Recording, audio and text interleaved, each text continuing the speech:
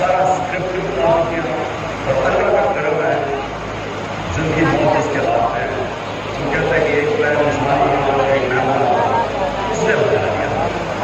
اور میں جس سے چاہتا ہوں شاید کہ آپ اس کو کریکشن دیں تو آپ پھر دیکھ لیں یا شباز کے جب سے یہ پیسہ آیا اور وہ شباز کے رستے نام لیتا ہے اس کے نیچے ہونے کی کچھ نہیں ہوا.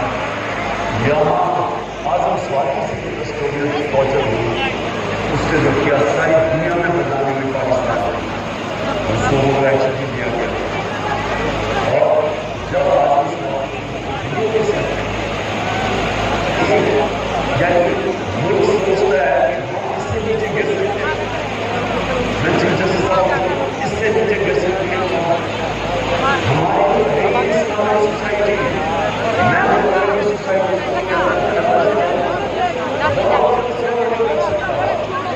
اس طرح کی ویڈیو نکال کے اور اپنی بیوی کو بھیجے تو ہم کتنا نیچے گر سکتے کب آپ اس ملک کا انصاف کا نظام جناب یہ مجھے پسند کرے گا کب ہوتا ہے. یہ اگر کوئی کام ہو جاتی ہے مجھے مار دیتے مجھے بولا ہے ایک جماعت ہے جس پر لوگوں نے سب سے بڑی پروائڈ کر رہا ہے فیڈرل پارٹی ان کا تو ہے کہ وہ فیڈرل بچت ہو یہ تو دشمن چاہتے ہیں پاکستان. اس لیے میں نے ریکویسٹ کی ہے کہ چار چیزیں چیف جسٹس صاحب دیکھنی پڑے گا. میری ایف آئی آر واضح ہو گیا کہ دو شعبے ہیں کہ وہ فیڈرلس میں نکلا ہے. اس کا مطلب میں نے کہا ایک ہی آدمی اور دین سے دو سطح ہو گئی. نمبر 2 آواز بات اس کے اوپر بڑی تحقیقات اور نمبر 3 ارشد شریف سے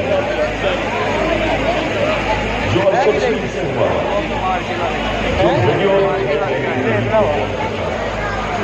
میرا پہلا سوال ایک ٹی وی ایکٹر کے پاس کیسے ویڈیو آ رہا جبکہ اس کی والدہ جو پوسٹ مارٹم ریزلٹس مانگ رہی ہے ان کے پاس آتی ہے ٹی وی ایکٹر کے پاس کیسے آ رہا.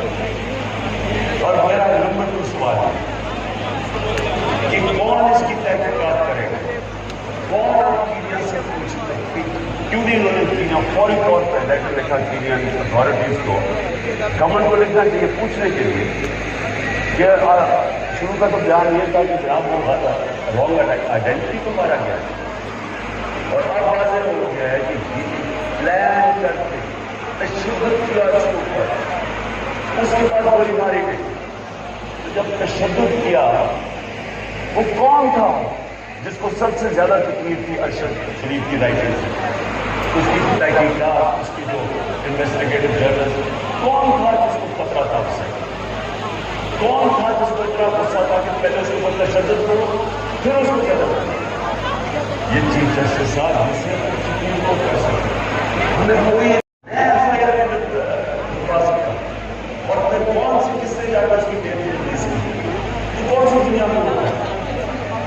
ہم سر بنانا ریپبلک بننے جا رہے ہیں. بنانا ریپبلک کے اندر کوئی انصاف نہیں ہوتا اس لیے وہ بنانا ریپبلک ہے.